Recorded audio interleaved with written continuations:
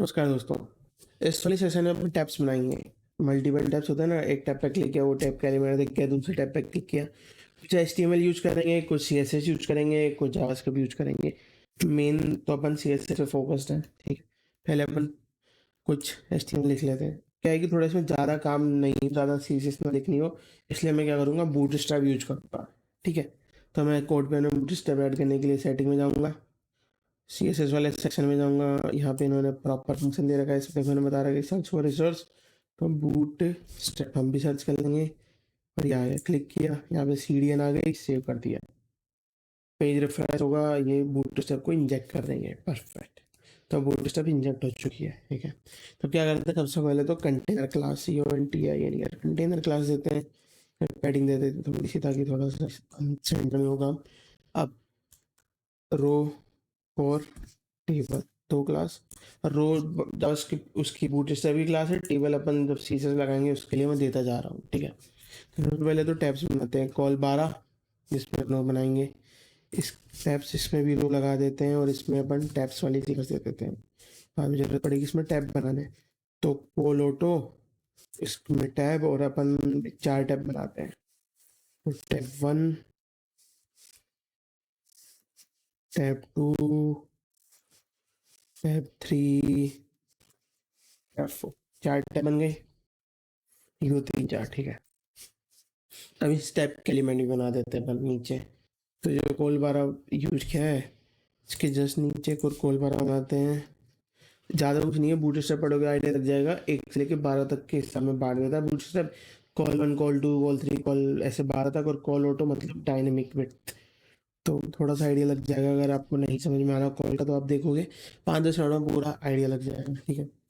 बाद में मैं बूटस्ट्रैप पे भी वीडियो बनाऊंगा, तो अगर जब आप देख रहे हो तब अवेलेबल है तो आप देख लेना, बाकी नहीं तब बूटस्ट्रैप के डॉक्यूमेंटेशन में जाके पढ़ लेना, ठीक है। तो मैं कॉल 12 बनाया, इसकी भी फुल विड्थ ले लेगा, ठीक है।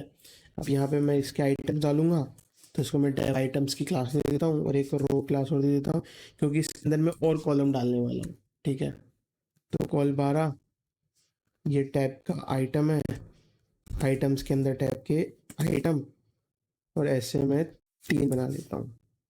और पहले वाले को, इसको भी मैं एक्टिव कर देता हूँ, अरे यार ACTIV ही एक्टिव, और नीचे भी मैं पहले वाले इसको एक्टिव कर देता हूँ। अब मुझे कैसे पता होगा कि मैं किसका कंटेंट देख रहा हूँ, तो मैं क्या करूँगा, इसमें लिख देता हूँ टैब 1 CONTENT, टैब 1 का कंटेंट है ये टैब 2 का कंटेंट है। मैंने जानबूझ के एक नहीं बनाया, मैं आपको बताऊँगा क्यों, ये टैब 3 का कंटेंट है, ठीक है। 2 एक्टिव है तो स्टार्टिंग में 2 दिखनी चाहिए, बाकी नहीं दिखनी चाहिए थी, तो इनको फिक्स करते हैं। CSS में आते हैं, तो सबसे पहले टेबल पे काम करते हैं। TAB वाली टेबल, भाई हमारी टेबल ज़्यादा बड़ी नहीं हो, इसकी विड्थ 800 पिक्सल की हो, 800 पिक्सल, सेव करते हैं। टेबल में बैकग्राउंड कलर टेबल का तो देने से रहे, क्योंकि वो पूरे पे लग जाएगा, टैब्स को इंडिकेट नहीं करेगा।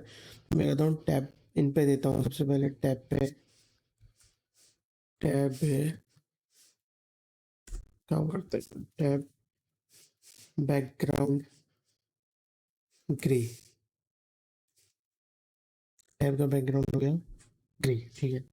अब सारे घिच पिच वाला डिफ्रेंशिएट नहीं कर सकते, तो ये मार्जिन देते हैं, मार्जिन 2px 2px।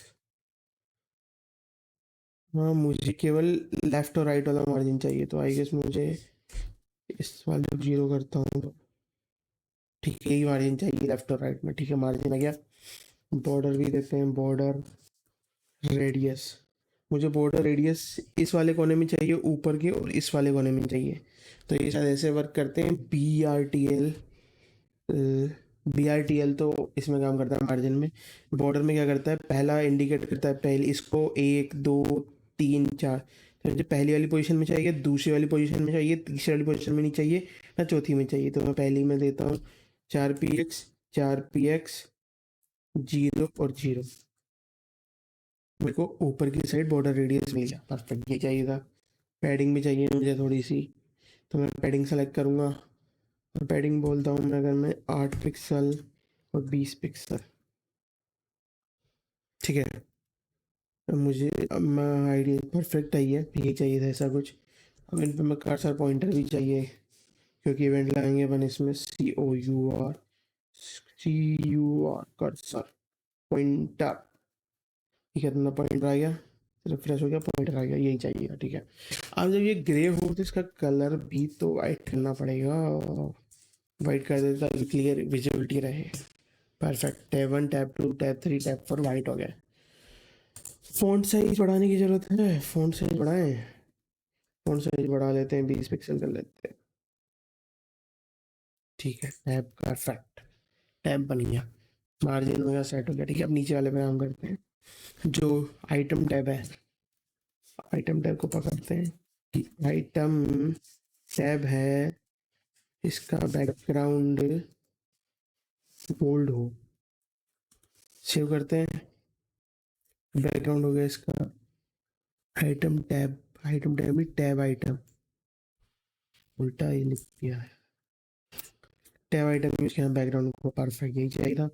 पैडिंग देंगे थोड़ा सा, 20 पिक्सल का, थोड़ा नहीं बहुत कुछ देते थे, बहुत सारा देते थे। XP नहीं, परफेक्ट हो गया। अब अब ऐसा भी करना होगा ना कि टैब 1 एक्टिव है तो टैब 1 का कंटेंट दिखे, टैब 1 भी ये गोल्ड हो जाए।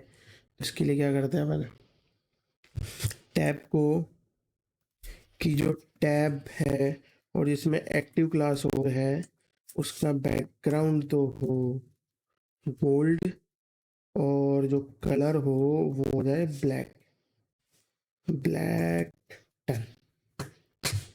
अब इससे हो गया ना ये कि ये इसका पार्ट है, और इसका फॉन्ट वेट हो जाए बोल्ड, की एक्टिव है,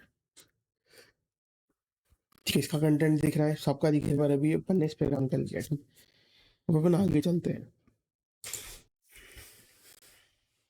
जो बाय डिफॉल्ट टैब आइटम है, टैब आइटम इनका डिस्प्ले होना चाहिए ना,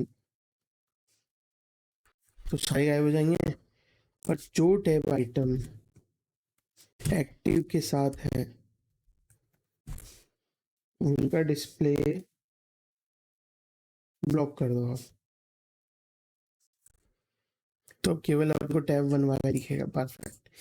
अब नेक्स्ट इसका बॉर्डर रेडियस भी देते हैं, बड़ा अच्छा लगेगा। बॉर्डर रेडियस 4 पिक्सल सफिशिएंट रहेगा, तो अपना अपना हल्का सा करवा जाएगा, हो गया। तो यही चाहिए था अपन को, परफेक्ट। अब बस लास्ट टास्क है अपन को इसको क्लिक करने पे इसको चेंज करवाना है। अब थोड़ी सी अपन डायनामिक प्रोग्रामिंग करेंगे, थोड़ा सा अपन जावास्क्रिप्ट के वेरिएबल पर डिपेंडेंट रहेंगे। मैं क्या करता हूँ, CSS को छुपा देता हूँ और जावास्क्रिप्ट वाले टैब को खोल लेता हूँ, ठीक है। सबसे पहले अपन को लगाना पड़ेगा इन जितने भी टैब हैं इन पे इवेंट लिस्ट में, तो इन सबको टैब को निकालते हैं। निकालने के लिए क्या करेंगे, const tab equal to documents dot get element GET get element by ID class name, sorry क्योंकि क्लास से सारे एलिमेंट चाहिए, तो बहुत सारे एलिमेंट्स निकाल के देगा ये। जितने भी एलिमेंट्स होंगे ना टैब क्लास के सारे निकाल देगा, ठीक है।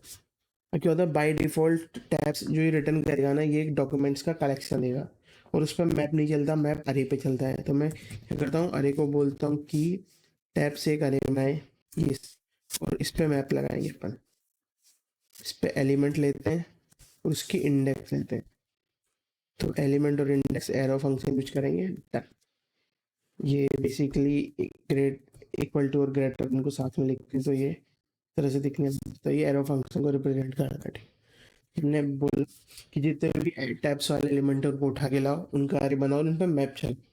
अब क्या करेंगे, अपन इसको बोलेंगे कि सब पे इवेंट लिस्टनर लगाओ एक, क्योंकि इवेंट लिस्टनर से ही अपन को पता चलेगा ना कि भाई इस पर क्लिक हो, इस पर क्लिक हो। मैं करता हूँ EL.add EVENTLISTNER add event listener LISTENER listener, event listener लगाओ क्लिक टाइप का, जो क्लिक करने के लिए क्लिक पे उनको चाहिए, और इसमें भी एक एरो फंक्शन। जब क्लिक हो तो ये वाला फंक्शन एग्जीक्यूट होगा एवरी टाइम, जब भी कोई क्लिक होगा ये क्लोजर की तरह कि मेमोरी में पड़ा रहेगा, इसमें जो भी कोड ब्लॉक लिखेंगे वो चलता रहेगा बार बार, ठीक है। तो सबसे पहले अपन को ये वाला एलिमेंट चाहिए जिस पे एक्टिव टैब लगी हुई है, क्योंकि इसको हटाना होगा, नहीं तो अगर मैं इसको एक्टिव कर दूंगा, मैं दिखाता हूँ। इसको नहीं हटाते, सबसे पहले अपन जो जिस पे क्लिक हुआ है ना उसको एक्टिव करते हैं, फिर बाद में हटाएंगे ताकि आपको सम आइडिया लगे, ठीक है। तो मैं क्या करता हूँ, डॉक्यूमेंट्स को बोलता हूँ कि गेट एलिमेंट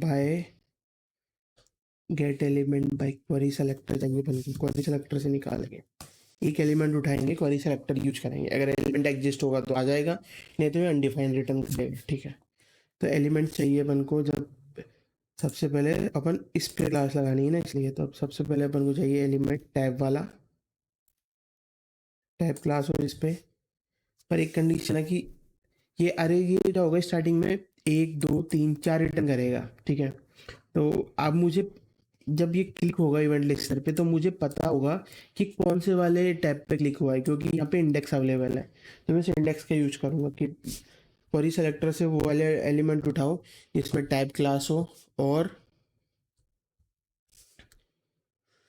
वो हो nth item, nth of type,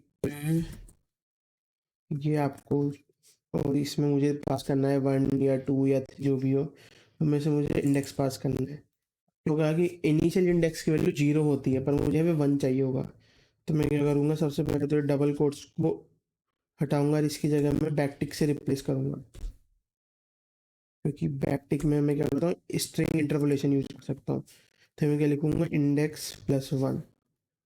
तो क्या होगा, जब भी मैं अगर मैं टैब 1 पे क्लिक करूँगा तो यहाँ पे होगा टैब वाला एलिमेंट उठाओ, कौन सा, पहला चाइल्ड। जब मैं क्लिक होगा दूसरा, तो दूसरा एलिमेंट उठाओ टैब वाला, तो ये इसको उठाएगा। जब मैं तीसरे पे क्लिक करूंगा तो इसको उठाएगा, चौथे पे क्लिक करूंगा तो आपको हर बार जावास्क्रिप्ट का कोड चेंज करने की जरूरत ही नहीं है। जो इधर इधर से आपको 10 अपने बना दिए, तो अपने आप ये 10 पे काम करेगा, मैं बताऊंगा, इसको भी करके देखेंगे। तो एलिमेंट उठा लाएगा ये, ठीक है। अब इस एलिमेंट पे अपन को क्या करना है, क्लास लगानी है, ठीक है। तो इसकी जो क्लास लिस्ट है, इसमें TOOGLE टोगल कर दो, TOOGLE टोगल, TOGGLE टोगल।